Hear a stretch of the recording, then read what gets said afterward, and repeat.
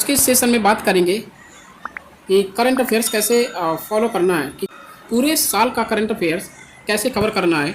तो हम यहाँ देखेंगे कि ये मैगजीन है इनसाइट्स आईएएस एकेडमी की, ठीक है। तो हम इसमें वीकली एंड मंथली जो है कवर करते हैं करंट अफेयर्स, ठीक है। तो ये जो है करंट अफेयर्स मुझे क्यों स्पेशली अच्छी लगी, क्योंकि इसमें जो है एक तो सिलेबस दिया है कि कौन सा सिलेबस का कौन सा टॉपिक है, ठीक है, न्यूज़ में रहा, तो वो चीज़ ये अच्छी है, ठीक है। तो everyone for good who prepare for UPSC prelims as well as mains examination, ठीक है। तो यहाँ पर जो है इसके कीवर्ड भी काफ़ी ज़्यादा हैं, और सबसे ज़्यादा जो अच्छी ब्यूटी है इसकी कि यहाँ पर जो प्रीवियस ईयर क्वेश्चंस हैं प्रीलिम्स और बोथ मेंस और प्रीलिम्स दोनों की जो है प्रीवियस ईयर क्वेश्चन दिए गए हैं। जो भी जिस टॉपिक का है उस टॉपिक में प्रीवियस ईयर क्वेश्चन दिए गए हैं। जैसे कि आप यहाँ पर देख सकते हैं supreme court verdict on EVMs, ठीक है। तो यहाँ पर एक क्वेश्चन दिया है इलेक्शन कमीशन से रिलेटेड। इलेक्शन कमीशन ने मतलब कौन सी बॉडी कितनी क्या है उसका क्राइटेरिया दिया है। तो इस पर क्वेश्चन 2017 का क्वेश्चन है। तो यहाँ पर जो है ये एक अच्छी बात है इस खास मैगजीन की। तो मैं जो है इसे ही यहाँ पर ले रहा हूँ, और अगर आपको जो भी मैगजीन पसंद आए, जो भी आप लाइक करते हो पढ़ना, तो आप you can read your self, ठीक है। तो मैं जो है इसे ही आज करने वाला हूँ, ठीक है। तो वीकली करंट अफेयर्स जो है कवर होंगे टोटल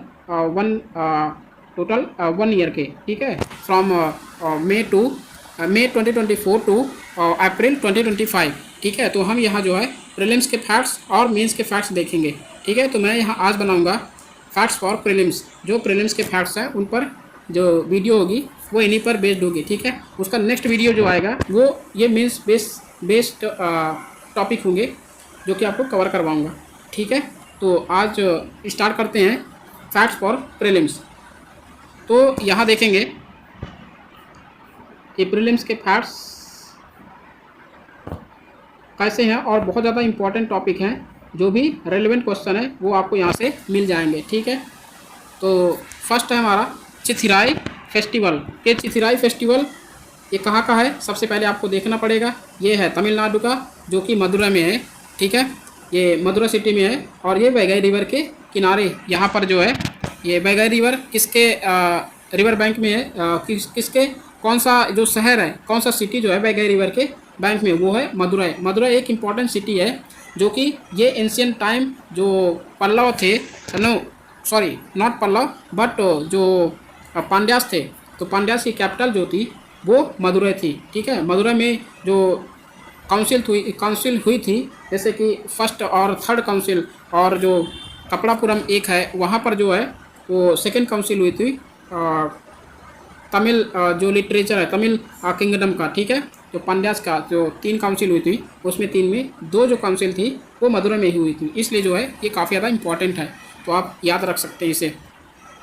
तो ये जो है चिथिराई फेस्टिवल जो है तमिलनाडु में मनाया जाता है, मदुरै में, ठीक है। मर्जिंग नेटिव्स ऑफ लॉर्ड, ये इनके नाम पर मनाया जाता है। कला जगर एंड गॉडेस मीनाक्षीज मैरिज, इन दोनों की मैरिज हुई गॉड गॉडेसेस की, तो इनके नाम पे ही ये चिथिराई जो फेस्टिवल है वो मनाया जाता है, ठीक है। अलागार टेम्पल ये कहाँ सिचुएटेड है, ये तमिलनाडु मदुरै में ही लोकेटेड है, ठीक है। और ये तमिल एपिक शिलापड़ीकरम, ये जो है वह 6 corridors and is mention in the Tamil epic Silappatikaram and Alvars hymns, इसमें जो है मेंशन है, ठीक है। तो आप ये याद रख सकते हैं।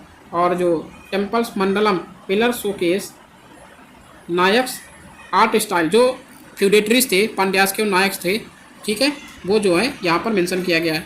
अब देखो फैक्ट्स प्रीलिम्स के लिए, एक वैगई रिवर है, ये चिथिराई फेस्टिवल जो है आप याद रख सकते हैं। इसमें लोकेशन बेस्ड क्वेश्चन पूछे जाते हैं काफ़ी ज़्यादा, ठीक है। और इसी से रिलेटेड जो वैगई रिवर है इससे रिलेटेड फैक्ट्स हैं, जैसे कि ये लोकेटेड है, ये कहाँ ओरिजिनेट होती है, वरुसनाद हिल जो कि वेस्टर्न घाट में है, और ये लोकेटेड है इन कर्नाटका में, ठीक है, नॉट कर्नाटका बट ये जो वरुसनाद जो हिल है यहाँ जो है केरला और तमिलनाडु के बीच में, जैसे यहाँ आप देख सकते हैं, you can see here that it is located in border between Kerala and Tamil Nadu, ठीक है। तो आप ये याद रख सकते हैं, ठीक है। और ये जो है पाक स्टेट में वैगई रिवर जो है पाक स्टेट में ये क्या होती है, जॉइन हो जाती है, ठीक है। जो हमारा बे ऑफ बंगाल का पार्ट है, ठीक है। Vaigai holds historical significance as it flows through Madurai, capital of epic Pandyan kingdom. आप पांड्यन किंगडम तो मैं अभी थोड़ी देर पहले बताया, तो वही चीज़ है कि 3 काउंसिल हुई थी पांड्यास की, और वहाँ पर जो है 2 काउंसिल जो है यहीं पर जो यहीं पर कंडक्ट की गई थी, एक कपड़ापुरम में कंडक्ट की गई थी, ठीक है। सेकेंड न्यूज़ है आवर नोमैड्स ऑफ यूरोप। ये नोमैड की ट्राइब है, ठीक है, कम्युनिटीज़ हैं जो कि यहाँ पर एंशियंट कम्युनिटीज़ है, जो यहाँ एंशियंट डीएनए एनालिसिस जो है पाया गया, इसका डीएनए एनालिसिस किया गया, डीएनए पाया गया, तो ये जो है आवर नोमैड्स यूरोप का है, ठीक है। तो यहाँ इसकी लोकेशन याद रख सकते हैं। ये जो है पैटिलिनियन सोसाइटी है, जहाँ पैटिलिनियन सोसाइटी का मतलब मैन डोमिनेंस सोसाइटी होती है, ठीक है, उसे पैटिलिनियन सोसाइटी बोलते हैं। जहाँ पैट्री जो मतलब फादर के यहाँ से जो फादर के होम में जो मदर रहती है, ठीक है, मतलब शादी मैरिज करके जो फादर के यहाँ रहती है, उसे फादर की साइड से यहाँ पर जो लीनियर सिस्टम है फादर की साइड से काउंट किया जाता है, उसे पैटिलिनियन सोसाइटी बोलते हैं, ठीक है। मदर के साइड से जो काउंट किया जाता है तो उसे बोलते हैं मैट्रिलिनियन सोसाइटी, ठीक है। तो यहाँ आवर जो न्यूमेरिक ट्राइब है, कम्युनिटी है, वो ईस्टर्न सेंट्रल एशिया में रहती है। ईस्टर्न सेंट्रल एशिया में जो 6 to 9 सेंचुरीज़ में यहाँ पर आई थी, ठीक है। और यहाँ अवॉइड किया गया था, ये जो है इनके कम्युनिटी में क्या है कि इन ब्रीडिंग को अवॉइड करते हैं। इन ब्रीडिंग का मतलब जो with in the family group members marriage with each other, ठीक है, इंटर मैरिज करते हैं। और ये इनमें लिमिटेड जो इंटर मैरिज है विद नॉन आवर ग्रुप, इनके जो है नॉन जो आवर ग्रुप हैं उनके साथ एक लिमिटेड इंटर मैरिज होती है, बाकी जो इंटरब्रीड अवॉइड करते हैं ये लोग, ठीक है। वो इंटरब्रीड याद रखना कि सेम सेक्स जो मतलब कि उसी फैमिली के जैसे कजन मैरिज हो गई, ठीक है, जो मामा भांजे ऐसे शादी होती है, ठीक है। ब्रू कम्युनिटी नेक्स्ट टॉपिक है, ब्रू कम्युनिटी। ब्रू कम्युनिटी की लोकेशन कहाँ है? ये ब्रू कम्युनिटी जो है ये फर्स्ट टाइम जो है ये न्यूज़ में क्यों है, फर्स्ट टाइम जो है लोकसभा इलेक्शन में इन्होंने पार्टिसिपेट किया है, ठीक है।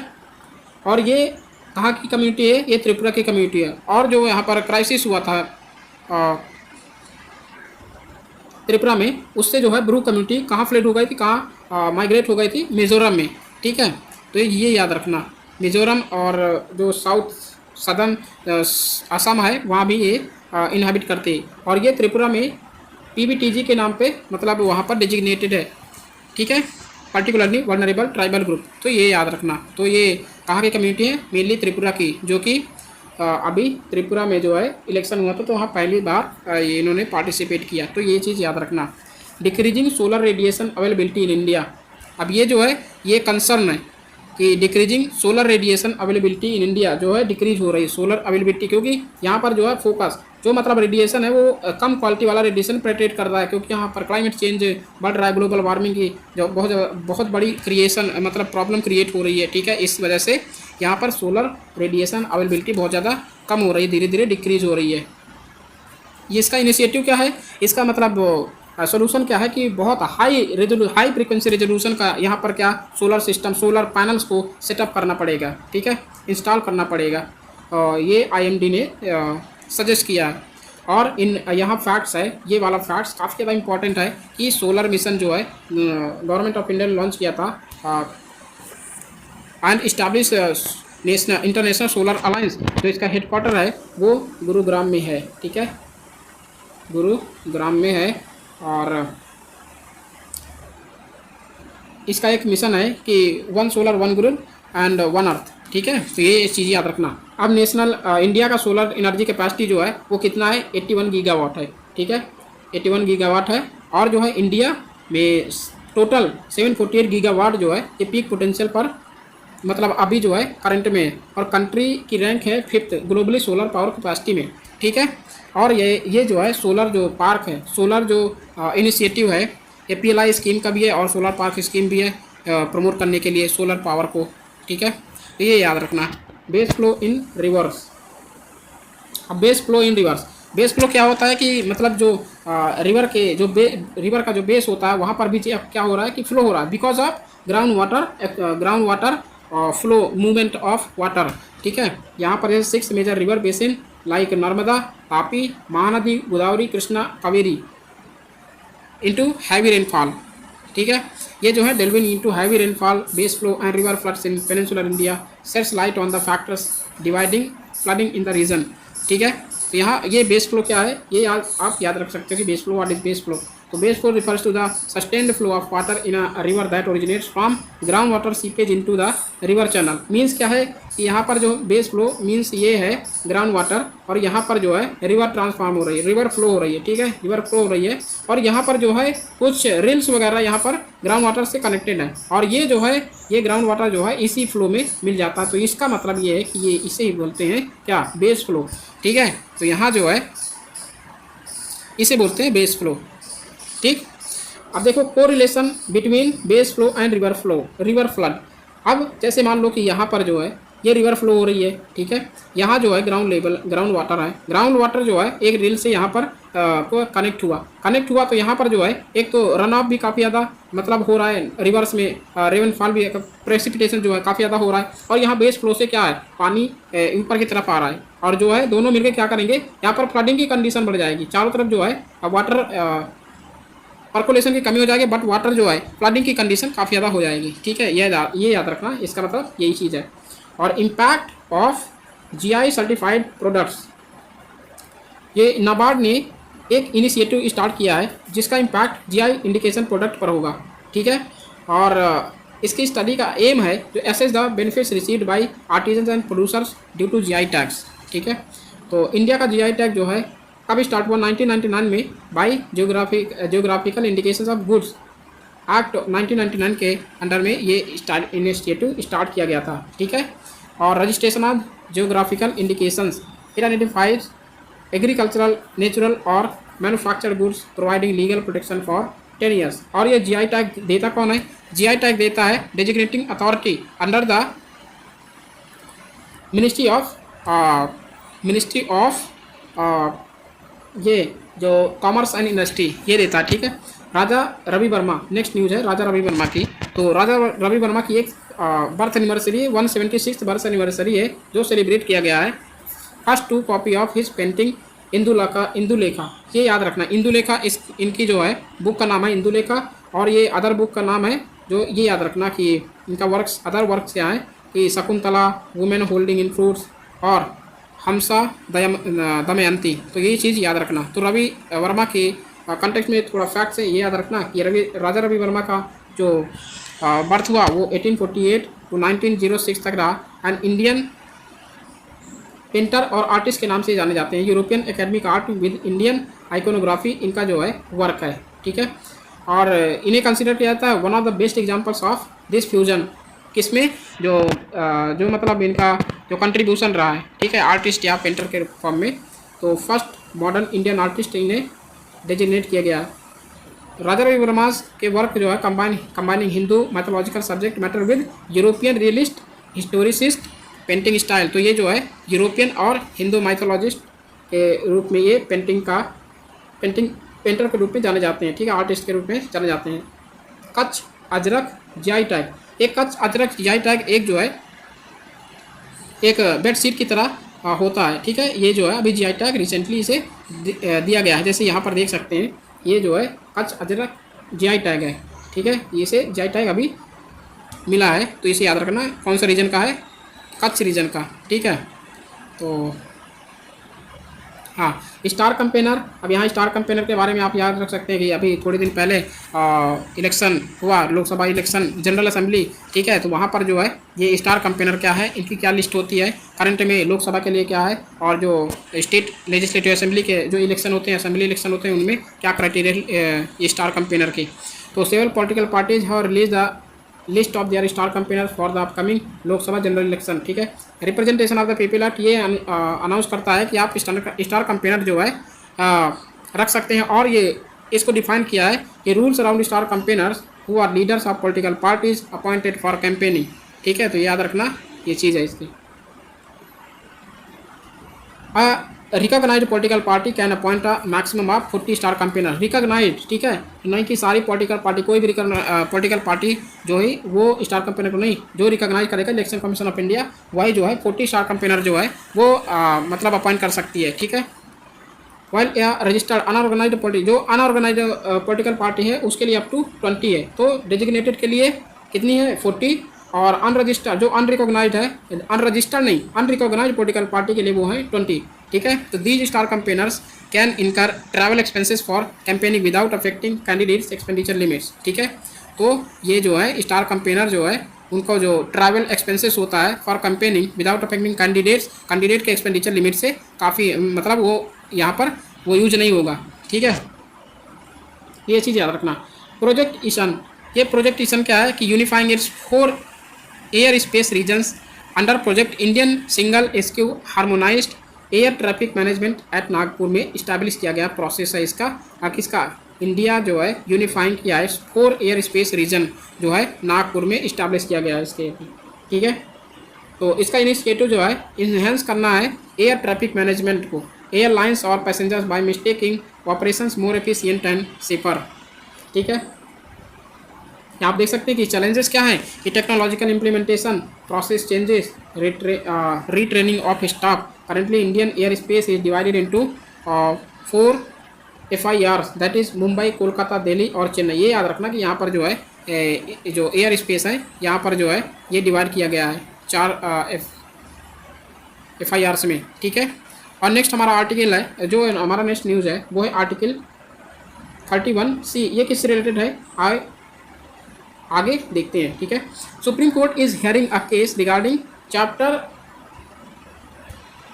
8A of the Maharashtra Housing and Area Development Act 1976. This chapter allows the government to acquire dilapidated buildings in Mumbai to distribute resources for the common good, citing Article 39B. Article 39 means this is a fundamental right and this is a directive principles of state policy. ठीक है, debate revolves around whether private property can be considered a material resource of the community under article 39B and if article 39C still holds validity after the Minerva mills judgment in 1980। Minerva mills judgment में ये कहा था कि article 31C included in schedule 9 of the Indian constitution. तो article 39 जो है article 39B जो है वो मिनर्वा मिल्स केस में क्या होगा कि वो जो है डोमिनेट करेगा। और आर्टिकल 31C में आर्टिकल 31C क्या कहता है कि protects laws enacted to distribute material resources of the community for the common good as outlined in article 39B and article 39C। इसमें जो है ये प्रोटेक्ट करेगा। Laws can not be challenge on the grounds of violating rights under article 14 right to equality और under article 19 freedom of speech and expression. ठीक है, तो इन चीज़ों को ये जो है प्रोटेक्ट करेगा आर्टिकल 31C, क्योंकि article 31C included in schedule 9 which are schedule 9 which is which cannot be reviewed by the any court of India, court in India. ठीक है, but now after Minerva Mills case it was the judgment of the Supreme Court that Schedule 9 cannot be protected from review of the Supreme Court or any other High Court. ठीक है, तो ये चीज़ यहाँ पर mention हुई है। उसके पहले आर्टिकल 31C के पहले जो है वहाँ पर ये था कि अगर कोई भी लॉ शेड्यूल 9 में आ गया तो वहाँ पर रिव्यू करने की पावर नहीं रहेगी कोर्ट के पास। ठीक है, बट ये जो है नल एंड वाइड कर दिया गया। उसके बाद जो है मिनर्वा मिल्स केस के बाद ये चीज़ डिजिग्नेट किया गया कि जो है आर्टिकल जो शेड्यूल 9 होगा वहाँ पर जो है रिव्यू करने की पावर भी है, कुछ सब्जेक्ट के लिए रिव्यू करने के पावर भी है कोर्ट के पास। ठीक है, नेक्स्ट है एक्सेल स्कल रूल। अब ये एक्सेल स्कल रूल क्या है? सुप्रीम कोर्ट ने रिजेक्ट कर दिया है application of the eggshell skull rule in a medical negligence case में। ठीक है, restoring a compensation of ₹5 lakh compensation देना पड़ेगा awarded by the district consumer forum. तो एक्सेल स्कल क्या है ये पढ़ते हैं कि एक्सेल स्कल रूल है also known as the thin skull rule in some cases is a legal principle applied in civil litigation. Essentially it dictates that a defendant in a lawsuit is liable for all injuries caused to the plaintiff even if the plaintiff's condition makes them more susceptible to harm than an average person. In this case Jyoti Devi suffered prolonged pain due to a pedal left in her abdomen after surgery. ठीक है, तो ये surgery का case था। यहाँ पर जो है सुप्रीम कोर्ट ने अपना डिसीजन सुनाया। ठीक है, नेक्स्ट है repolling in an election. Repoll कैसे करवाते हैं और क्या इनकी क्राइटेरिया है, क्या जजमेंट दिया है सुप्रीम कोर्ट ने, तो वो यहाँ पर दिया गया है, अभी जो है न्यूज़ में था। The election commission of India has order, अच्छा इलेक्शन कमीशन ऑफ इंडिया, यहाँ पर सुप्रीम कोर्ट का जजमेंट अभी नहीं है, बट इलेक्शन कमीशन का ऑर्डर है repolling in 6 booths of the outer Manipur constituency due to reported disturbances during the Lok Sabha general election, ठीक है, provisions under the representation of the people act 1951 for repolling, ठीक है। तो रीपोलिंग जो है किस में मेंशन है, ये दे सकता है प्रीलिम्स में कि ये जो है वो कॉन्स्टिट्यूशन में मेंशन है, but it is not mention in the constitution और representation of people act 1950, but it is it is included in the representation of the people act 1951 में, ठीक है। सर्कमस्टांसेस ऑफ रीपोलिंग क्या है, सेक्शन 57 कहता है natural calamity violence, when natural calamity violence और any other situation created during election then repolling can be conducted. Section 58 class 2 में कहते हैं कि डैमेज और डिस्ट्रक्शन ऑफ वोटिंग मशीन्स, या डैमेज या फिर डिस्ट्रक्शन ऑफ कोई किसी भी वोटिंग मशीन्स में, और countermanding of the election due to booth capturing के वजह से भी यहाँ पर रीपोलिंग होना इसके सेक्शन 58 क्लास 2 में दिया गया है। सेक्शन 52 में कहा गया कि death of a candidate from a recognised political party. तो ये 3 क्राइटेरिया है, 4 क्राइटेरिया हैं जो कि आप याद कर सकते हैं कि सेक्शन 57, सेक्शन 58 क्लास 2 और सेक्शन 52, ये तीनों जो है सेक्शन में क्या क्या इंक्लूडेड है, ठीक है। और रीपोलिंग कब करवाया जा सकता है।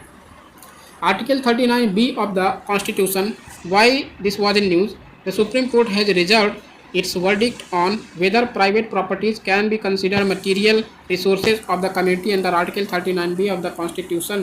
ये राइट टू प्रॉपर्टी का ही एक जो है यहाँ पर केस था, ठीक है, उसी पर सुप्रीम कोर्ट ने जजमेंट सुनाया। The case stems from petitions including one by the Mumbai based property owner association challenging provisions in the Maharashtra housing and area development authority act. The verdict's implications could shape the balance between individual rights and societal welfare in property ownership and distribution। तो आप यह चीज़ याद रख सकते हैं, जो कि यहाँ पर जो है ये इंपॉर्टेंट है। Static portion article 39 clause B में ये दिया है कि आर्टिकल 39 क्लॉज बी डायरेक्ट करता है कि स्टेट को to distribute material resources for the common good, while article 31C contrast करता है, एम्पावर करता है स्टेट को यहाँ पर डिस्ट्रीब्यूट करने की पावर आर्टिकल 39 क्लॉज बी, क्योंकि ये डायरेक्टिव प्रिंसिपल ऑफ स्टेट पर because of welfare of the people by the state, but article 31C is a fundamental right. तो यहाँ पर जो है article 31 clause C fundamental right से बाहर कर दिया गया इसे, और एम्पावर करता है स्टेट को to take over such resources, ये टेक ओवर कर सकता है इन रिसोर्सेज को, बट आर्टिकल 39 क्लॉज बी कहता है कि रिसोर्सेज को डिस्ट्रीब्यूट करना है, ठीक है।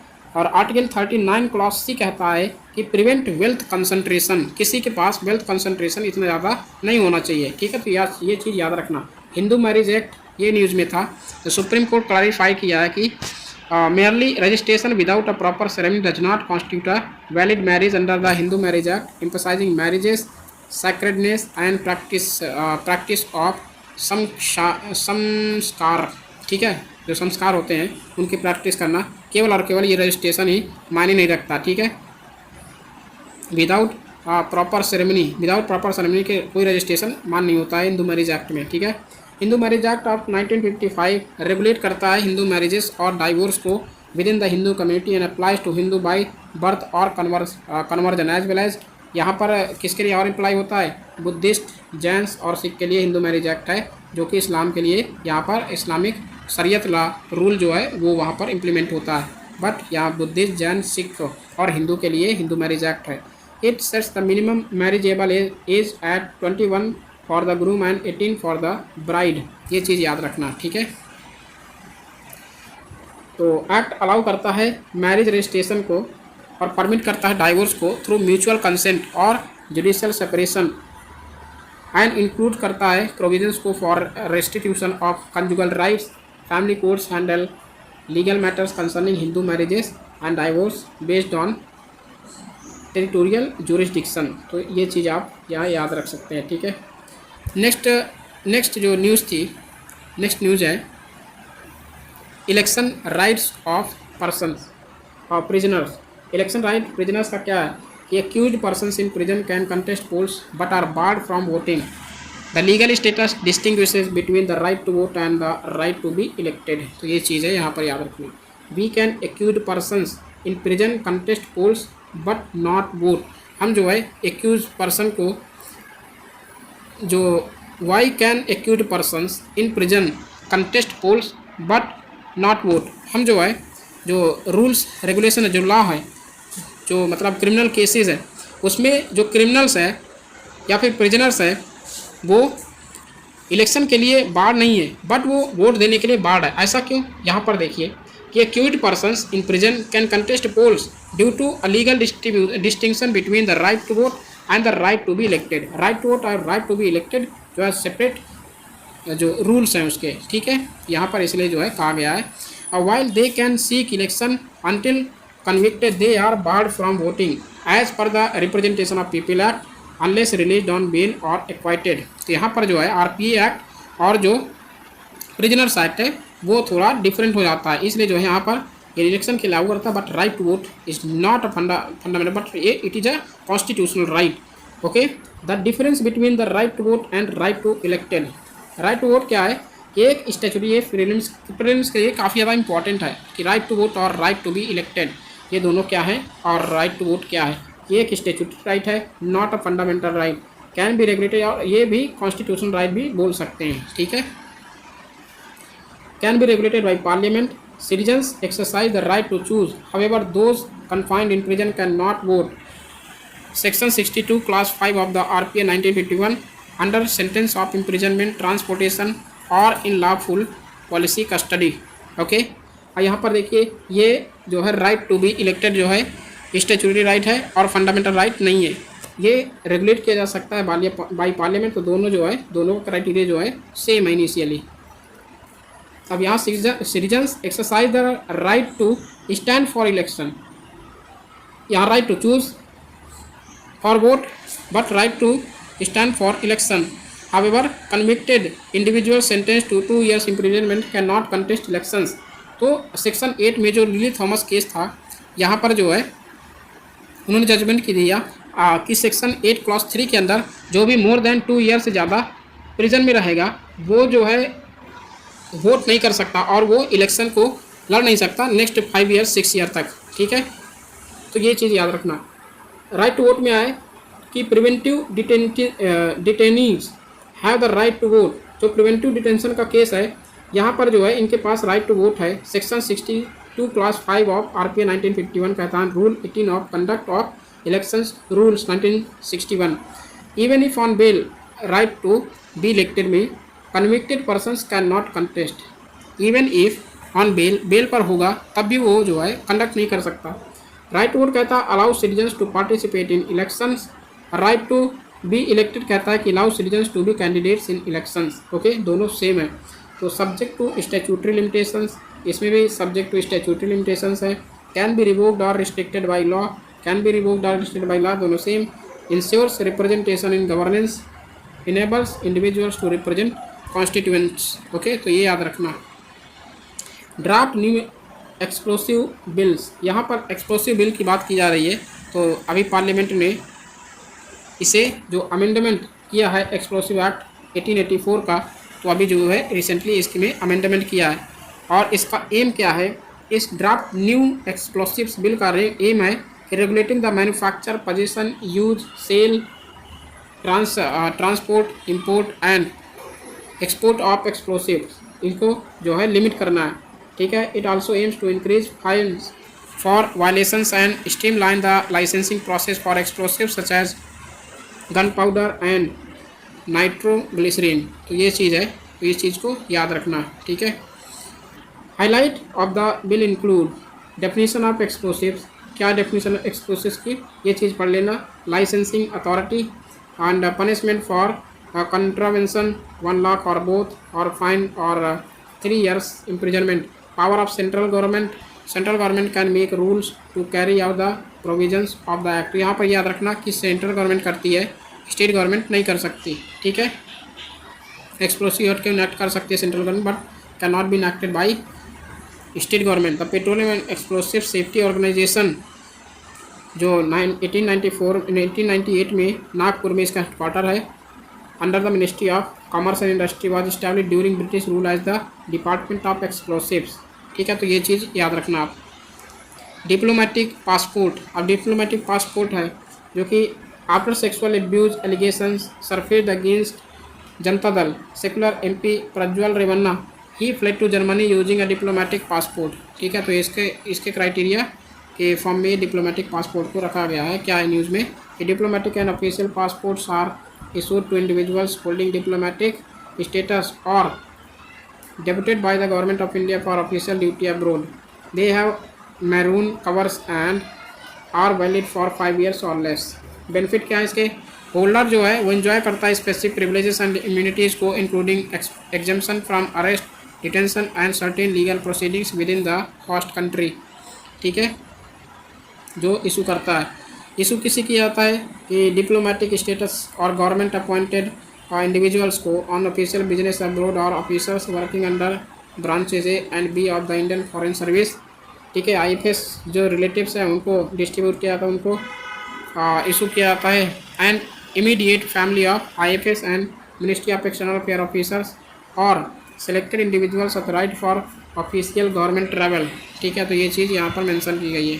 ठीक है, ग्राउंड्स ऑफ रिवोकेशन, रिवोक कैसे हो सकता है कि revocation grounds under the passport act 1967 include wrongful possession, suppression of material information, interest of India's sovereignty and integrity, friendly relations for foreign countries and more। तो यहाँ पर जो है इससे अगर कोई भी वायलेशन होता है तो ये पासपोर्ट रिवोक कर दिया जाएगा।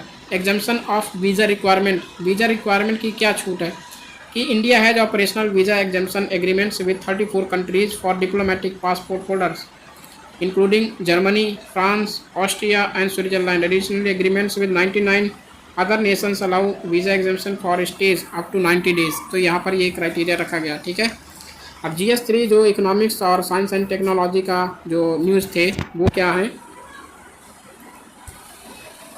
Authorised economic operator status. ठीक है, तो स्टेटस क्या है कि मिनिस्ट्री ऑफ फाइनेंस ग्रांट किया है ऑथराइज्ड इकोनॉमिक ऑपरेटर स्टेटस को to gem and jewellery sector में। ठीक है, Asian star a leading diamond and diamond jewellery manufacturer became the first in the industry to receive authorised economic operator. तो इसे issue किया गया है। ठीक है, ऑथराइज्ड इकोनॉमिक ऑपरेटर प्रोग्राम क्या है कि ये ऑपरेट करता है वर्ल्ड कस्टम्स ऑर्गेनाइजेशन के साथ सेफ फ्रेमवर्क, और इसका गोल है इंटरनेशनल सप्लाई चेन सिक्योरिटी में। ठीक है, तो वर्ल्ड ट्रेड ऑर्गेनाइजेशन जो फैसिलिटेट करता है इसके साथ। ठीक है, और ये अलाउ करता है इंडियन कस्टम्स को स्ट्रेंथन करने के लिए cargo security through collaboration with key stakeholders in international supply chain. तो यहाँ पर ये याद रखना है। ठीक है, एक entity with N authorised economic operator status is considered a secure trader. Secure trader आप यहाँ पर सिक्योर हो सकते हैं इसको जब आप रजिस्टर कर सकते हैं इसमें। तो ठीक है, ऑथराइज्ड इकोनॉमिक ऑपरेटर प्रोग्राम जो है वो इंट्रोड्यूस किया गया था किसके द्वारा? Central board of indirect taxes and customs CBIC इन 2011 में। ठीक है, तो ये चीज़ याद रखना। एंटीहिस्टामिन्स ये चीज़ क्या है? ये एक ओवर द काउंटर ड्रग्स है जिसे यूज किया गया है short lived allergic reactions like स्नेजिंग और इचिंग के लिए। तो they work by blocking histamine receptors in the body. और हिस्टामिन क्या होते हैं ये देखते हैं कि हिस्टामिन जो है एक की मीडिएटर है एलर्जी का और इन्फ्लेमेशन का। ठीक है, हिस्टामिन बाइंड करता है टू डिफरेंट रिसेप्टार्स को, जैसे H1, H2, H3 and H4 in different locations triggering, और ये हार्म करता है एलर्जिक रिस्पॉन्सेस को। ठीक है, तो यहाँ पर जो है ये ट्रिगर करता है इस चीज़ को। नेक्स्ट न्यूज़ है नेफ्रोटिक सिंड्रोम। नेफ्रोटिक सिंड्रोम जो है ये क्या है? नेफ्रोटिक सिंड्रोम जो है एक फेयरनेस क्रीम है जो लिंक्ड है टू नेफ्रोटिक सिंड्रोम के साथ।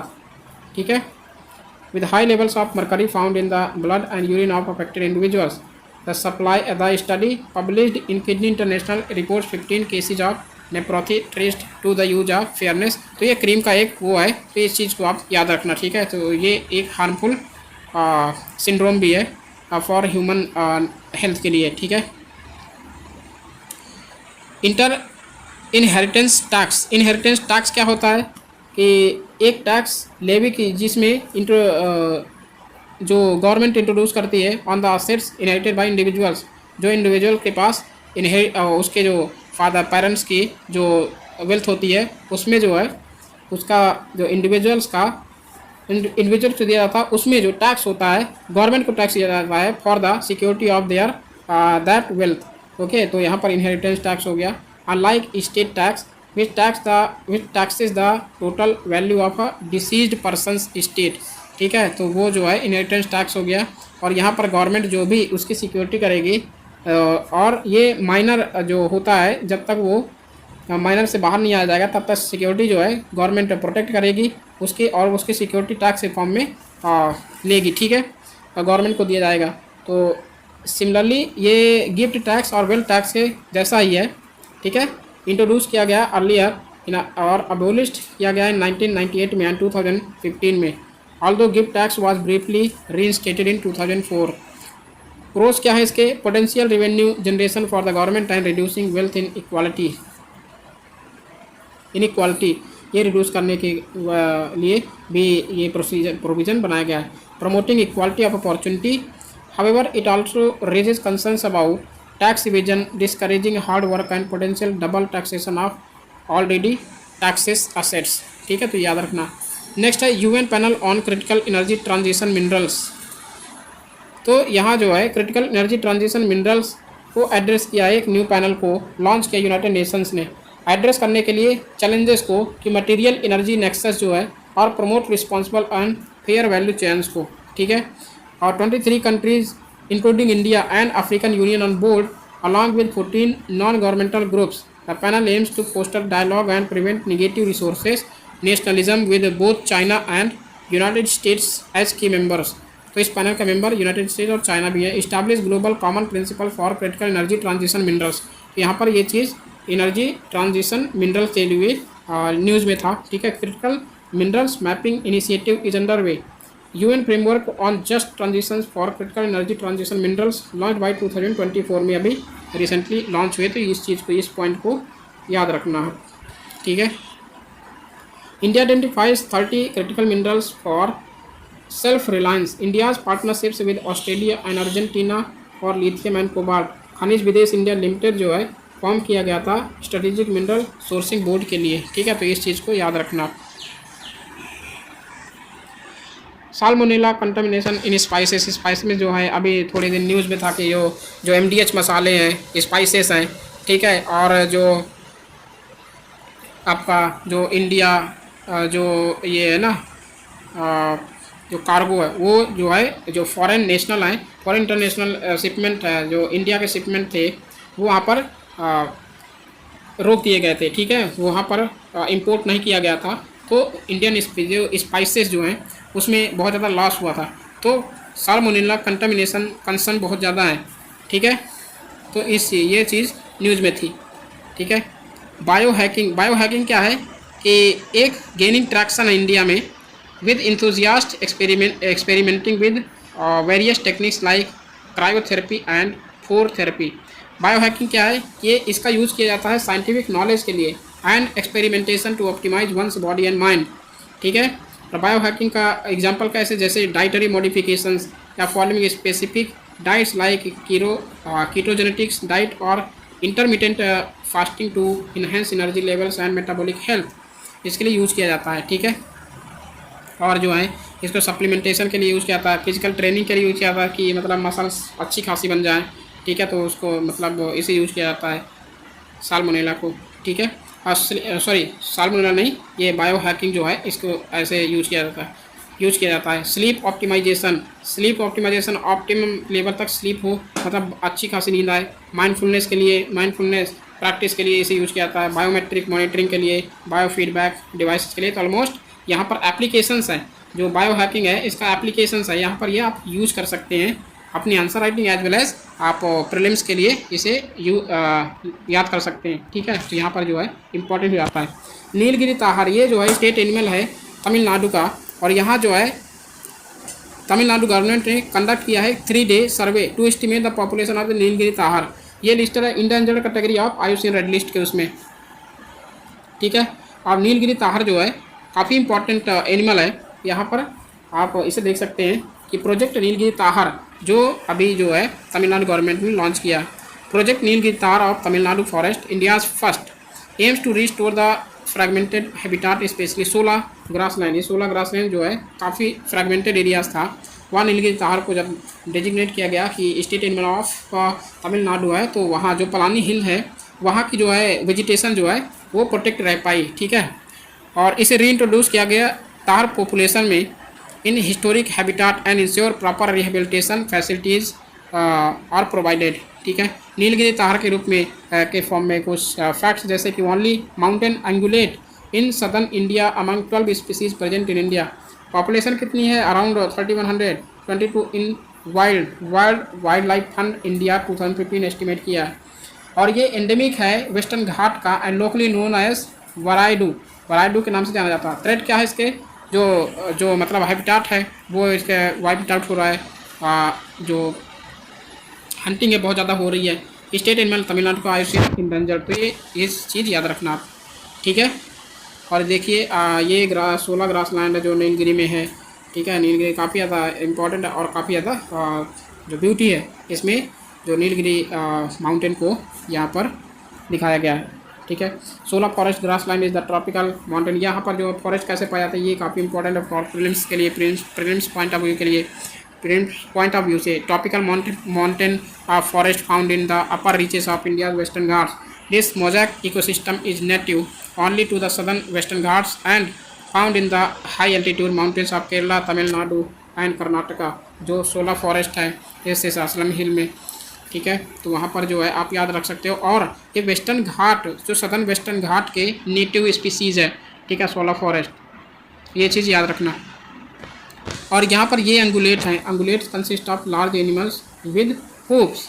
यहाँ पर ये आप याद रख सकते हो। ठीक है, ये अंगुलेट्स हैं। ओके, नेक्स्ट है कि new alert indicators under prevention of money laundering act. ये क्या दे रहा है कि India's financial intelligence unit issued a new alert.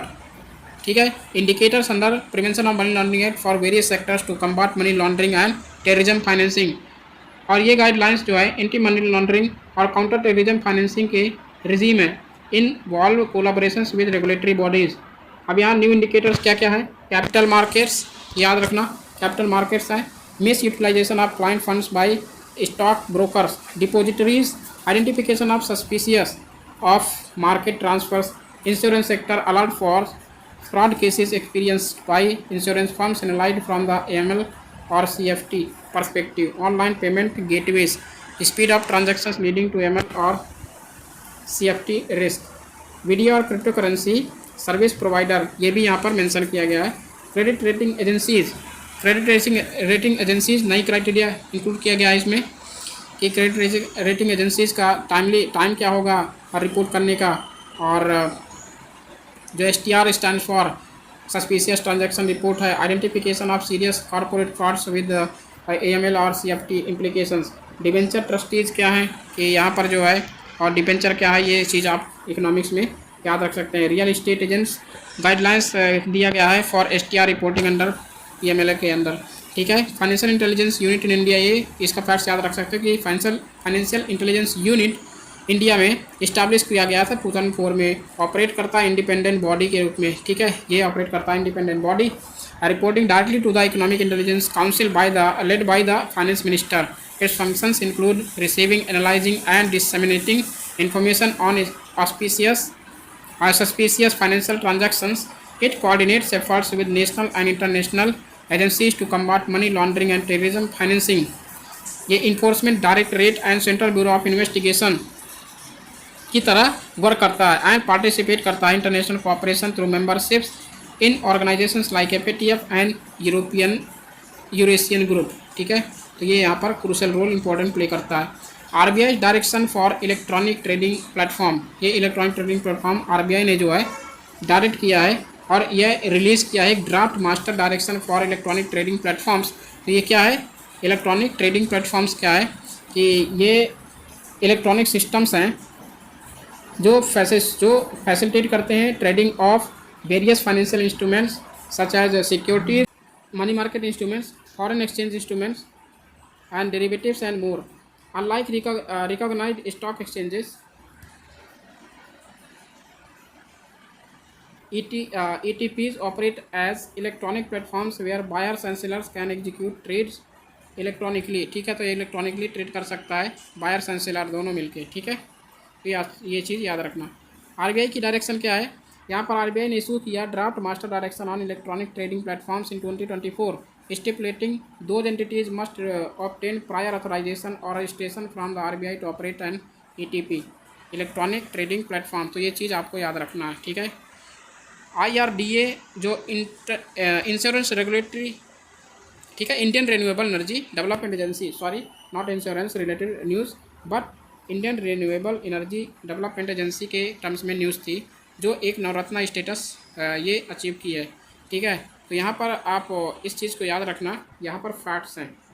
ठीक है, नवरत्ना, मिनी रत्ना और महारत्ना के क्राइटेरिया क्या है कि महारत्ना के लिए एक नवरत्ना स्टेटस ज़रूरी है, लिस्ट होना चाहिए इंडियन स्टॉक एक्सचेंज में। ठीक है, एवरेज एनुअल टर्नओवर जो है 25,000 करोड़ रुपए होना चाहिए लास्ट 3 ईयर्स में, और एवरेज एनुअल नेट वर्थ होना चाहिए 15,000 करोड़ लास्ट 3 ईयर्स में।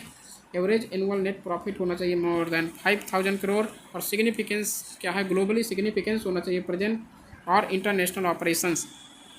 ठीक है, और यहाँ क्राइटेरिया नवरत्ना स्टेटस के लिए क्या है, ये मिनी रत्ना का स्टेटस होना चाहिए, एक्सीलेंट होना चाहिए या फिर बहुत ज़्यादा गुड, वेरी गुड होना चाहिए रेटिंग में 3 और 5 ईयर्स के लिए। ठीक है, कंटिन्यू, और कंपोजिट स्कोर ऑफ 60 और अबव। ठीक है, तो याद रखना मिनी रत्ना के लिए कैटेगरी क्या है कि made profit in the last 3 years continuously, pre tax profit is ₹30 crore. तो ये चीज़ इसकी criteria. Mini Ratna category second के लिए क्या क्या है कि प्रॉफिट मेकिंग कर रही हो लास्ट 3 ईयर्स में कंटिन्यूसली, पॉजिटिव नेट वर्थ हो, स्टेटस हो, नॉट डिफ़ॉल्ट, कोई भी डिफ़ॉल्ट इसमें ना हो। ठीक है, तो कुछ समय के लिए, और जो यहाँ पर payment on any loans due to the government, जो रीपेमेंट हो सके। ठीक है, कोई डिफ़ॉल्ट ना हो, not dependent upon budgetary support या गवर्नमेंट गारंटीज। तो यहाँ पर ये चीज़ याद रखना। कॉरपोरेट गवर्नेंस कैरेक्टर चार्टर जो है, ये चीज़ न्यूज़ में था। ये चीज़ क्या है, confederation of Indian industry introduce किया है कॉरपोरेट गवर्नेंस चार्टर, जो कि एक सेल्फ इवेल्युएटिव स्कोर कार्ड है। ठीक है, ये कॉरपोरेट गवर्नेंस को यहाँ पर जो है ये एक डायनेमिक प्रिंसिपल्स है, कॉरपोरेट गवर्नेंस डायनेमिक प्रिंसिपल्स हैं और मेजर करती है गाइडिंग एंड ऑर्गेनाइजेशंस ग्रोथ को। भारत पे और गो मैकेनिक, ये जो है कॉरपोरेट गवर्नेंस के एग्जांपल्स हैं। ठीक है, और चार्टर क्या है, हाईलाइट किया, ऑब्जेक्टिव क्या है, charter acts as a self governing code for startups under the companies act 2013। ये और बेनिफिट्स क्या है, जैसे कि इन्हांस करना है इसकी वैल्यू को, स्टेबिलिटी को, growth, resilience, competitiveness and long term success, ये चीज़ इसको मेंशन करना है। ठीक है, मेंशन है, तो यहाँ पर इसे काफ़ी ज़्यादा फ़ायदे हैं। गाइडलाइंस क्या है इसके लिए, गाइडलाइंस जैसे कि डिफरेंट स्टार्टअप स्टेजेस में होना चाहिए, जैसे inception, progression, growth and going public, offering for career role definitions. Online score card क्या है कि ये इनेबल होना चाहिए startups to assess their governance status and track improvements over time. ठीक है, तो ये चीज़ यहाँ याद रख सकते हैं। नेक्स्ट है गवर्नमेंट सिक्योरिटी। गवर्नमेंट सिक्योरिटी ने फॉरेन पोर्टफोलियो इन्वेस्टर के लिए कुछ क्राइटेरिया है, जो कि कितनी क्राइटेरिया है कि ये जो है इन्वेस्ट कितना नहीं कर सकते, मोर दैन 6%, 2% और 15% के लिए ये इतना ही इन्वेस्ट कर सकते, इससे ज़्यादा नहीं कर सकते। ठीक है, गवर्नमेंट सिक्योरिटी आप जानते हैं कि गवर्नमेंट सिक्योरिटी या गवर्नमेंट सिक्योरिटीज़ ये क्या है, ये एक ट्रेडेबल इंस्ट्रूमेंट है जो इशू करती है कौन, government, both state government as well as central government. State government की जो गवर्नमेंट सिक्योरिटीज होती है उसे स्टेट डेवलपमेंट लोन भी कहते हैं। ठीक है, तो ये चीज़ याद रखना। और ये जो है लॉन्ग टर्म के लिए होता है। लॉन्ग टर्म क्या मतलब कि जो लॉन्ग टर्म होता है शॉर्ट टर्म होता है। Short term means less than 1 year. ठीक है, और लॉन्ग टर्म को क्या होता है 1 और more year, more than 1 year. तो ये चीज़ याद रखना। ठीक है, गति शक्ति कार्गो टर्मिनल इनिशिएटिव एक गति शक्ति जो स्कीम लॉन्च हुई थी उसका एक पार्ट है, ठीक है। तो success of initial 100 terminals announce in the union budget 2022-23 में ये अनाउंस किया गया था। गति शक्ति स्कीम इसी के लिए 2021 में लॉन्च हुई थी। एक नेशनल मास्टर प्लान था जिसका एम था coordinating infrastructure projects to reduce logistics cost. तो इसका मेन एम था लॉजिस्टिक कॉस्ट को जो रिड्यूस करना था, ठीक है। K2 18B and dimethyl sulphide. देखो डाइमेथाइल अभी जो है नाइट्रोजन जो नाइट्रस ऑक्साइड अभी एक प्रीलिम्स में 2024 में क्वेश्चन आते हैं कि ह्यूमन को जो इंड्यूस करता है वो क्या चीज़ कौन सा केमिकल इंड्यूस करता है जो कि ह्यूमन बींग्स को तो ऐसा ही कुछ क्वेश्चन था। तो उसमें जो नाइट्रस ऑक्साइड था उसे इंड्यूस करते हैं, ठीक है, ह्यूमन बॉडी में। ओके, तो जेम्स वेब स्पेस टेलीस्कोप में एक ये K2 18B ये क्या है कि एक ये एक्सो प्लानट है, ठीक है, एक डिस्टेंट प्लानट है जो कि अर्थ से कई गुना बड़ा है, ठीक है, बहुत ज़्यादा 10 to 13 जो टाइम्स है वो इतना बड़ा है, ठीक है, अर्थ से। तो यहाँ पर जो डिटेक्ट किया गया है डाइमेथाइल सल्फाइड, तो ये चीज़ याद रखना, ठीक है। ये जैसे है K2 18B एक्सो प्लानट तो डिस्कवर हुआ 2015 में ड्यूरिंग नासाज K2 मिशन। तो साइज़ क्या है 8 times more than larger than earth. Okay, possibly hycean world with a hydrogen rich atmosphere and an ocean covered surface. तो यहाँ हाइसियन का मतलब है यहाँ पर हाइड्रोजन के ओशियन है, हाइड्रोजन गैस यहाँ पर पाई जाती है काफ़ी ज़्यादा मात्रा में, ठीक है। जेम्स वेब स्पेस टेलीस्कोप आप जानते हैं कि ये नासा, यूरोपियन स्पेस एजेंसी और कनाडियन स्पेस एजेंसी मिलके दोनों तीनों जो है जेम्स वेब स्पेस टेलीस्कोप जो दुनिया का सबसे बड़ा टेलीस्कोप है वो बनाया है और इसे लॉन्च किया गया था 2021 में। और जो 30 मीटर टेलीस्कोप है वो दुनिया का सबसे बड़ा टेलीस्कोप है जो कि इंडिया भी उसका पार्ट है, ठीक है। करेंटली पोजीशन एट सन अर्थ L2 लैग्रेंज पॉइंट क्या है, जैसे कि मान लो ये सन है और यहाँ ये अर्थ है, ठीक है। तो ये जो है लैग्रेंज पॉइंट है, ठीक है। तो अब ये ऐसे है और एक ये है सन, ये ऐसे है, ठीक है। यहाँ जो है Lagrange point L1, Lagrange point ये L2, ठीक है, लैग्रेंज पॉइंट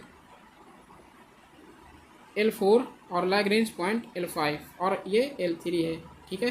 तो ये जो हैं ये दोनों जो L4 और L5 और L3 ये तीनों जो है ये क्या है स्टेबल हैं, बट ये दोनों जो है मूव करते हैं, ये दोनों स्टेबल नहीं है, अनस्टेबल हैं, ठीक है। तो ऐसे ये होते हैं इसके बीच में जो ये 1 मिनट ये सन है, ये अर्थ है। यहाँ जो लैग्रेंज पॉइंट L2 है यहाँ पर जो है नहीं ये सॉरी ये L1 है, L1 ये जो है सन के इधर है, ठीक है। तो यहाँ पर जो है ये L2 इधर जो है वहाँ पर जो है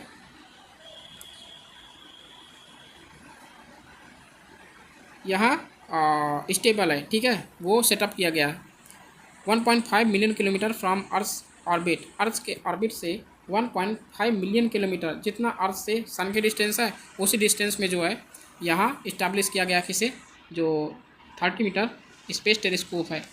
largest and most powerful infrared space telescope. देखो इंफ्रारेड यहाँ पर जो है ये याद रखना कि इंफ्रारेड टेलीस्कोप है। इंफ्रारेड टेलीस्कोप जो है वो माइक्रोवेव टेलीस्कोप जो है वो अर्थ में सेटअप होते हैं, जो रेडियो टेलीस्कोप जो है वो अर्थ में सेटअप किए जाते हैं, बट जो इंफ्रारेड टेलीस्कोप है वो स्पेस में इस्टेब्लिश किए जाते हैं। तो ये डिफरेंस याद रखना, ठीक है। ऑब्जेक्टिव क्या है to explore cosmic history from the big bang to the evolution of galaxies, stars, planets and our solar system, ठीक है। तो ये चीज़ याद रखना। इंडियाज़ हाई फूड इन्फ्लेशन, बहुत ज़्यादा फूड इन्फ्लेशन क्यों है, क्योंकि CPI जो कंज्यूमर प्राइस इंडेक्स है उसकी जो कॉस्ट प्राइस या ट्रांसपोर्टेशन सिस्टम है बहुत ज़्यादा हाई है, तो इस वजह से ग्लोबल डिफ्लेशन भी काफ़ी ज़्यादा है, around -10.1% during the same period में 2022 में था। तो इस समय 2023 में जो है ये दिसंबर 2023 का डेटा है जो कि बहुत ज़्यादा हाई इन्फ्लेशन है इसमें, ठीक है। तो ये याद रखना। इसके जो factors contributing drop in global food prices include, global food prices में जो है ये क्यों ड्रॉप हुआ, क्योंकि एबंडेंट सप्लाई की क्रॉप्स हैं, ठीक है, improved supply chain from Russia and Ukraine और lower demand for vegetable oils और स्लोविंग डिमांड। तो इससे ये जो है फैक्टर्स हैं जो कि इनकी डिमांड उनकी प्राइस को बहुत ज़्यादा लो कर दिया, ठीक है। और इंडियाज़ के क्या फूड इन्फ्लेशन, इंडियाज़ में बहुत ज़्यादा फूड इन्फ्लेशन है, इसके क्या रीज़न हो सकते हैं, मल्टीपल फैक्टर्स कि limited transmission of global prices, जो कि ग्लोबल प्राइसेस में ट्रांसमिशन बहुत कम हो रहा है। Export bans and import duties, export ban जो है वो किया गया अभी जो रिसेंटली, जो थोड़े मंथ पहले जो गवर्नमेंट ऑफ इंडिया ने गेहूं और चावल का जो इंपोर्ट एक्सपोर्ट था वो बंद कर दिया। इंपोर्ट ड्यूटी भी काफ़ी ज़्यादा लगा रहा है। डोमेस्टिक प्रोडक्शन चैलेंजेस बहुत ज़्यादा हैं। लॉ स्टॉक लेवल भी बहुत ज़्यादा कम है, जो कि कोल्ड चेन और फूड जो स्टोरेज है, स्टोरेज सिस्टम भी इंडिया में काफ़ी ज़्यादा कमी है। फूड इन्फ्लेशन इंडिया में कैसा है कि consumer price index for food and beverages जो है काफ़ी ज़्यादा, जो मतलब इसकी मेजॉरिटी भी काफ़ी ज़्यादा है। तो इसका जो वेटेज है 45.9% CPI में है, जो कि inflation overall 48% in April to 67% November 2023 में है। ठीक है, recent data government household consumption जो सर्वे है वो इंडिकेट करता है decline in food share of the consumption basket dropping below 50%। ठीक है, तो ये चीज़ याद रखना। रिपोर्ट और स्टडी इन न्यूज़, रिपोर्ट क्या है? स्टडी ऑन मेथेन कंसनट्रेशन जो है वो इंक्रीज ही होगी, क्योंकि ग्लोबल वार्मिंग जो है काफ़ी ज़्यादा बढ़ रहा है। ठीक है, तो यहाँ पर देखिए methane account 15 to 35% of the rise in human induced greenhouse gas emissions. ठीक है, between 2020 and 2024 methane emissions rose from 15 to around 21 parts per billion. ठीक है, तो मेथेन जो है कार्बन डाइऑक्साइड से काफ़ी ज़्यादा harmful global warming potential gas, global warming potential, और ये लॉन्ग टर्म के लिए काफ़ी ज़्यादा वो मतलब हार्मफुल होती है। शॉर्ट टर्म होती है बट बहुत ज़्यादा हार्मफुल होती है। ठीक है, ISRO releases India's space situational assessment report, ISRO ने रिलीज़ किया, जो कि कॉलेज के एक असेसमेंट प्रोग्राम है। ठीक है, तो कोलिजन है avoiding manoeuvres due to space debris, Kessler syndrome, space debris को बोलते हैं केस्लर सिंड्रोम। ठीक है, और ये जो है IS4OM, ठीक है, IS4OM means ISRO system for safe and sustainable space operation management है, जो कि ऑपरेशनल कब से 2022 से सेफ गार्ड करता है इसरो की स्पेस असेट्स को। तो ये चीज़ याद रखना। इसरो के अदर इनिशिएटिव्स जैसे कि proactive step for mitigate risk, जैसे कि ऑब्जेक्ट प्रॉक्सिमिटी एनालिसिस, सोपा, कोलिजन अवॉइडेंस एनालिसिस, और नेत्रा प्रोजेक्ट जो है मिशन शक्ति भी इसी का प्रोजेक्ट था। IADC Indian collaborating with 13 space agencies to manage space debris collectively. ठीक है, तो ये चीज़ याद रखना। नेक्स्ट इंडिकेटर है, जो नेक्स्ट रिपोर्ट है standards for net zero iron and steel sector in India. जो net zero iron steel sector in India है उसका स्टैंडर्ड क्या है, रिलीज किया गया है इंटरनेशनल एनर्जी एजेंसी के द्वारा। ठीक है, तो वर्ल्ड की second largest steel producing country है इंडिया, कंट्रीब्यूट करता है 7% of total crude steel production. ठीक है, रिप्रेजेंट करता है 12% ऑफ कार्बन डाइऑक्साइड एमिशन। तो 7% जो है इसकी टोटल प्रोडक्शन है, और एमिशन कितना जनरेट करता है 12%, जो कि फिगर प्रोजेक्टेड डबल, लगभग 13 to 14% जो है डबल हो जाएगी 2030 तक, और ये गवर्नमेंट इंफ्रास्ट्रक्चर इनिशिएटिव पे फ्यूल करता है। तो ठीक है, तो ये चीज़ याद रखना। गोल्ड मैन इन्वायरमेंटल प्राइज़ जो है अभी दिया गया है कि tribal rights activist of Chhattisgarh बचाओ आंदोलन के लिए। ठीक है, तो ये चीज़ याद रखना। और 2024 गोल्ड मैन इन्वायरमेंट प्राइज़ जो है छत्तीसगढ़ के हसदेव आर्यन रीजन में फ्रॉम 21 प्लांट कोल माइंस के लिए दिया गया है। ठीक है, 1.7 लाख हेक्टेयर्स छत्तीसगढ़ में है। क्या हसदेव अरण्य फॉरेस्ट जो है 1.7 लाख हेक्टेयर्स छत्तीसगढ़ में है। ठीक है, और ये हसदेव रिवर जो है यहाँ पर फ्लो होती है। 44% फॉरेस्ट कवर जो है यहाँ पर छत्तीसगढ़ में ये कवर करती है हसदेव अरण्य फॉरेस्ट। ये ग्रीन नोबल अवार्ड, एक अवार्ड जो है ग्रीन नोबल अवार्ड भी कहते हैं, जो दिया जाता है Goldman environmental foundation to grassroots environmental leaders. ठीक है, तो ये चीज़ याद रखना। इथाइलिन के कंटेक्स्ट में याद रखना कि इथाइलिन जो है बहुत ज़्यादा हार्मफुल गैस है और आर्टिफिशियल राइपनिंग एजेंट के लिए यूज़ किया जाता है। इथाइलिन जो है मैंगो को राइप के लिए यूज किया जाता है। ठीक है, और FSSAI ने क्या किया कि ये जो है केमिकल ब्रीचेस कर रही है FSSAI गाइडलाइंस को, और पोज कर रही है, मतलब थ्रेट है, हेल्थ रिस्क है भी बहुत ज़्यादा इससे है। ये चीज़ याद रखना ये इथाइलिन को। ठीक है, पाकिस्तान हैंगोर क्लास सबमरीन, यहाँ पर ये पाकिस्तान हैंगोर क्लास सबमरीन है, जो कि यहाँ पर आप देख सकते हैं ये चीज़। ठीक है, और टाइप्स वारशिप के टाइप्स क्या है कि aircraft carriers, destroyers, frigate, corvette, submarines, patrol vessels. तो इन चीज़ों को आप एक बार पोस्ट करके आप देख लेना, ठीक है। फ्रंट रनिंग ये चीज़ थोड़ा कम इम्पॉर्टेंट है, ठीक है। असेट मैनेजमेंट कंपनीज जो यहाँ पर इससे रिलेटेड है, तो आगे आगे देखते हैं। बैलेंस्ड फर्टिलाइजेशन, बैलेंस फर्टिलाइजेशन का मतलब कि जैसे न्यूट्रिएंट बेस्ड सब्सिडी स्कीम है, तो वहाँ पर जो है उनको बैलेंस बना के चलना है, सब्सिडी भी ज़्यादा ना हो और ओवर बर्डन ना हो जाए फिजिकल डेफिसिट में, और जो है बैलेंस भी बना रहे, फर्टिलाइजेशन की भी सब्सिडी देना ज़्यादा ज़रूरी है, ठीक है। बैलेंस फर्टिलाइजेशन क्या है, यहाँ पर देख सकते हो कि balance fertilisation involves providing crops with the right proportion to primary, secondary and micronutrients, भी सब कुछ अवेलेबल होना ज़रूरी है, ठीक है। तो बैलेंस बना के चलना है यहाँ पर, ठीक है। जैसे डीओपी और एमओपी प्राइसेस में जो बैलेंस बनाना है और रिस्ट्रिक्ट करना है fertiliser usage to specific crop के लिए, और marketing fertilisation in granular form to prevent adulteration and ensure slower nutrient release, ठीक है। तो ये चीज़ याद रखना।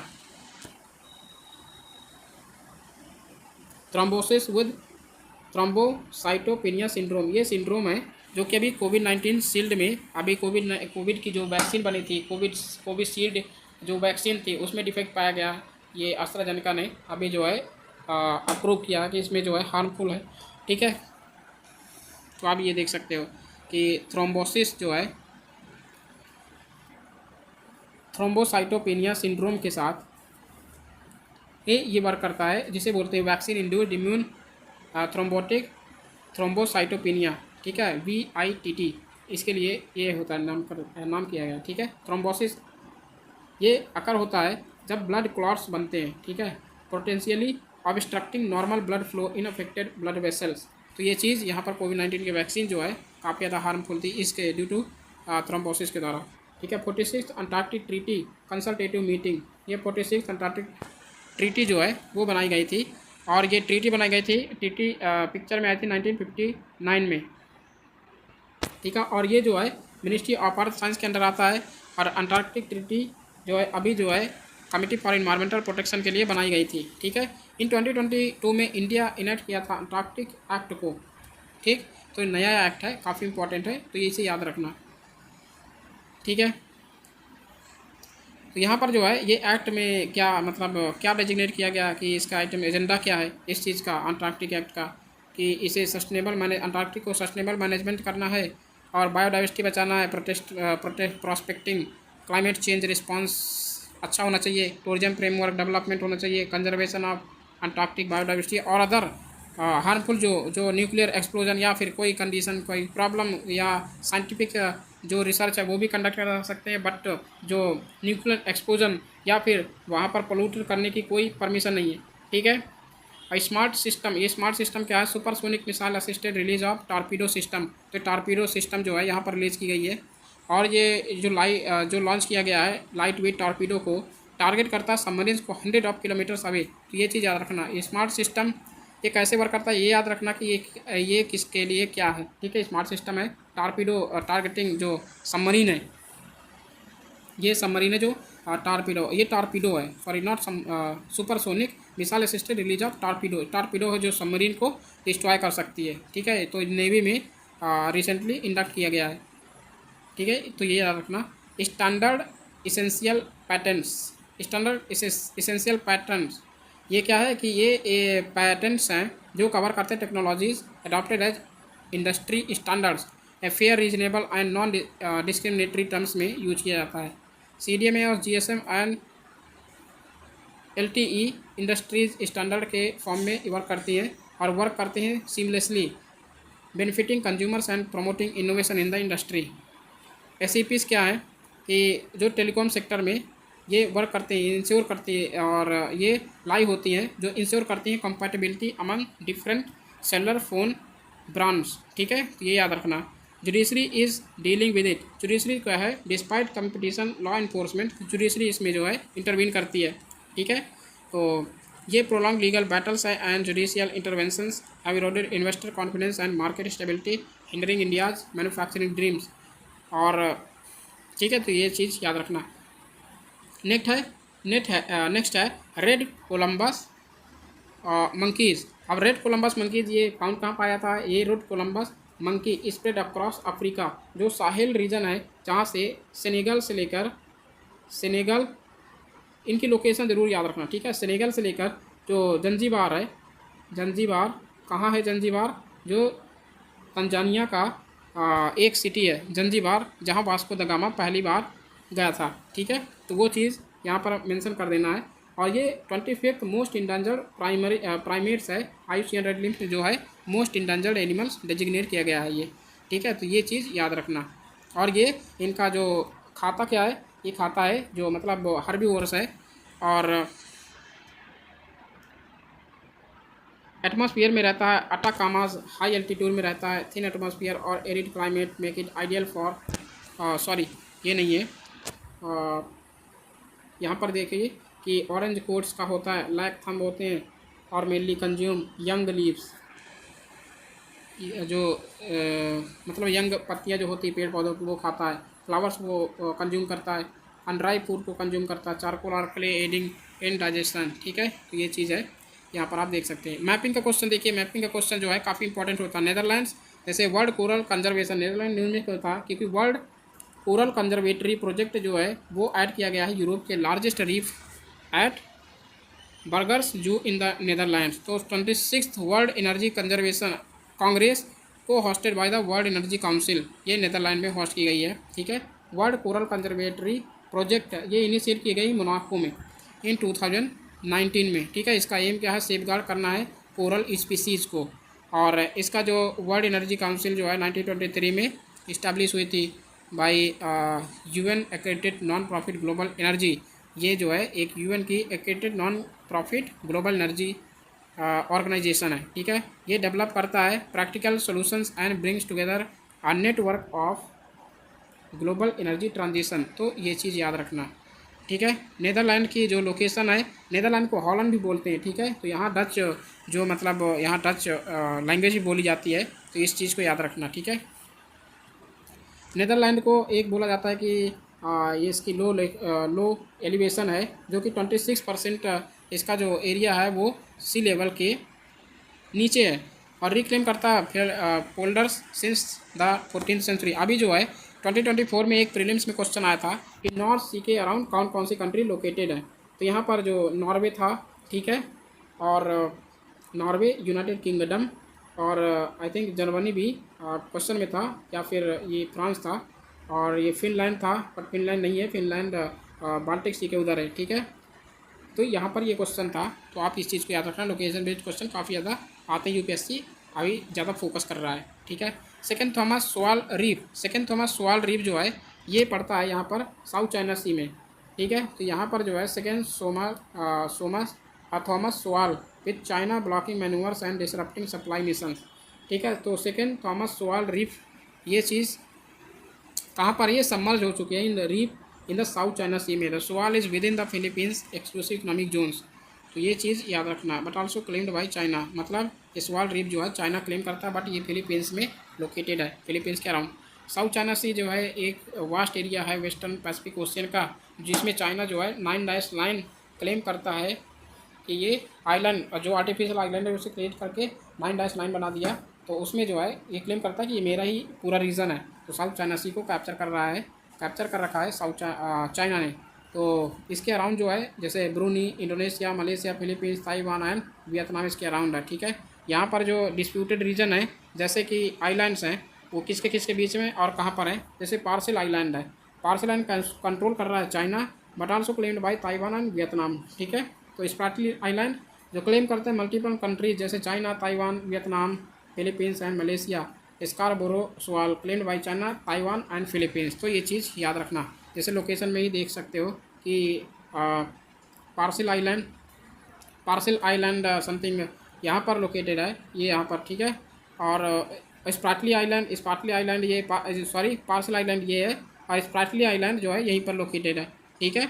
और स्कारबोरो आइलैंड जो है फिलीपींस, और ये जो है ना स्कारबोरो आइलैंड फिलीपींस, चाइना और ताइवान के बीच में, यहाँ पर जो है ये चीज़ यहाँ पर जो है स्कारबोरो आइलैंड है। तो ये चीज़ याद रखना, ठीक है।